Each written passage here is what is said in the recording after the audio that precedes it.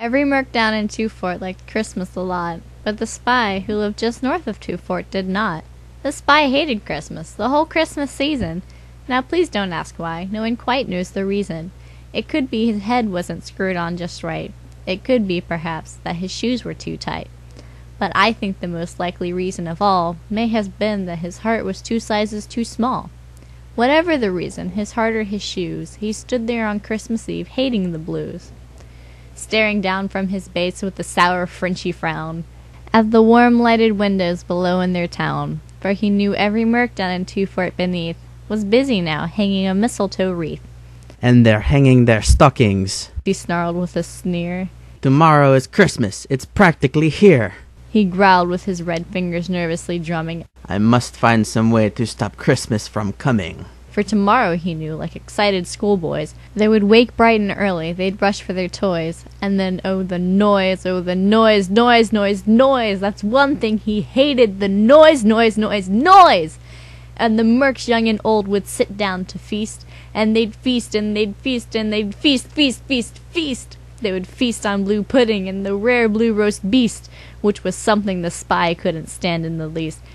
And then they'd do something he liked least of all. Every merc down in Two Fort, the tall and the small, would stand close together with Christmas bells ringing, and they'd stand hand in hand, and the mercs would start singing, and they'd sing, and they'd sing, and they'd sing, sing, sing, sing! And the more the spy thought of this blue Christmas singing, the more the spy thought, I must stop this whole thing. Why, for 53 years I've put up with it now. I must stop this Christmas from coming. But how? Then he got an idea. An awful idea. The spy got a wonderful, awful idea. I know just what to do. The spy laughed in his throat, and he made a quick Santa Claus mask and a cloak. Then he chuckled and chuckled. What a great spy trick. With this cloak and this mask I'll disguise as Saint Nick. All I need is a reindeer. The spy looked around, but since reindeer are scarce, there was none to be found. Did that stop the spy? No, the spy simply said, If I can't find a reindeer, I'll make one instead. So he called his cat Max, and he took some red thread, and he tied a big horn to the top of his head. Then he loaded some bags and some old empty sacks on a ramshackle sleigh, and he hitched up old Max. The spy said, Giddy up. And the sleigh started down towards the bunks where the mercs lay a-snooze in their town.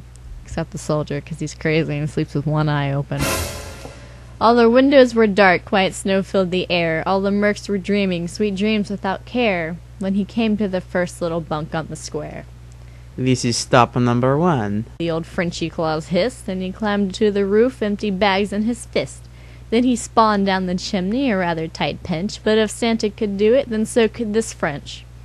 He got stuck only once for a moment or two, then he stuck his head out of the fireplace flue, where the little blue stockings all hung in a row. These stockings He grinned. are the first thing to go. Then he slithered and slunk, with a smile most unpleasant, around the whole room, and he sapped every present. Scatterguns and carts, Sandman, extinguisher, backburner, KGB, bonesaw, and dead ringer. And he stuffed them in bags, and the spy, very nimbly, stuffed all the bags one by one up the chimney. He slunk to the icebox, and he sapped the merc's feast. He sapped the blue pudding. He sapped the roast beast. He cleaned out that icebox as quick as a scout. Why, that spy even sapped their last can of canned trout. Then he stuffed all the food up the chimney with glee, And now, and the spy... I will sap that damn tree. Then the spy grabbed the tree, cut fresh from the dingle, when he heard the small sound, like the screaming of an eagle. He turned around fast, and he saw a soldier in blue who fought in War Number 2. The spy had been caught, his collar getting hotter, standing face to face with the blue team's best brawler. He stared at the spy and said, Answer me this. Why's a maggot like you trying to steal our Christmas? But you know that old spy was so smart and so slick, he thought up a lie, and he thought it up quick. Why, you sluggish simpleton. The fake Santa Claus lied. There's a light on this tree that won't light on one side, so I'm taking it home to my workshop, you queer. I'll fix it up there, and I'll bring it back here. Then he hit him real hard on the back of the head, gagged him and bound him and threw him in bed. As the soldier lay dazed after taking the wallop, Spy went to the chimney and stuffed the tree up. Then the last thing he sapped was a log for their fire. Then he went up the chimney himself, the old liar. On their walls he left nothing but hooks and some wire. and one speck of food that he left in the house was a crumb that was even too small for a mouse. Then he did the same thing to the other Blues' houses, leaving crumbs much too small for the other Blues' mouses.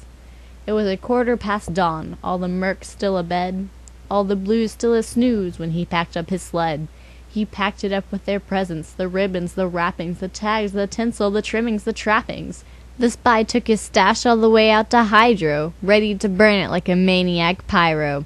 Kaboom to you! He was Frencishly humming.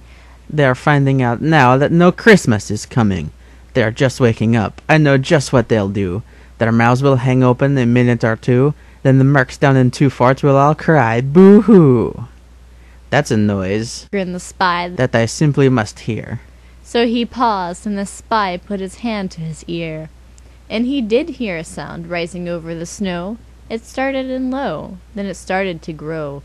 But the sound wasn't sad. Why, the sound sounded merry. It couldn't be so, but it was merry. Very! He stared down at 2 Fort. The spy popped his eyes. Then he shook. What he saw was a shocking surprise. Every Blue down in 2 Fort, the tall and the small, was singing without any presents at all. He hadn't stopped Christmas from coming. It came! Somehow or the other, it came just the same. And the spy, with his spy feet ice cold in the snow, stood puzzling and puzzling. How could it be so? It came without ribbons. It came without tags. It came without packages, boxes, or bags. And he puzzled 3 hours till his puzzler was sore. Then the spy thought of something he hadn't before. Maybe Christmas, He thought, doesn't come from a store. Maybe Christmas, perhaps, means a little bit more. and what happened then? Well, in 2 Fort they say that the spy's heart grew 3 sizes that day. And the minute his heart didn't feel quite so tight, he whizzed with his load through the bright morning light. And he brought back the toys and the food for the feast, and he himself, the spy, carved the roast beast.